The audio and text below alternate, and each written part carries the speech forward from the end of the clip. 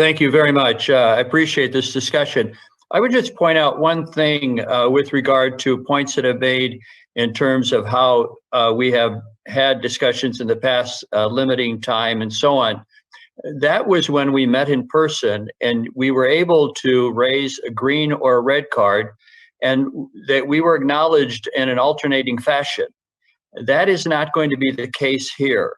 It's going to be first come, first serve. And so it's not, I think, conducive to having a balanced discussion to read the mind of the floor here.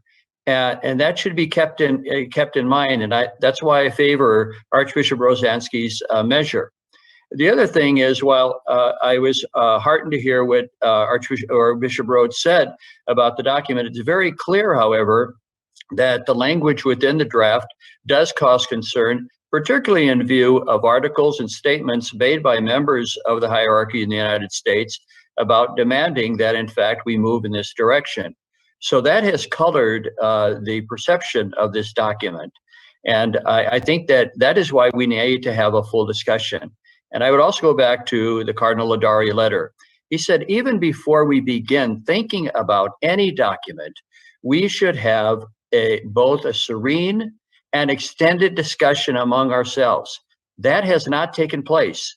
And we should also have a discussion with Catholic politicians who have positions that are in conflict with the teachings of the church to find out why they have those positions. That too has not taken place.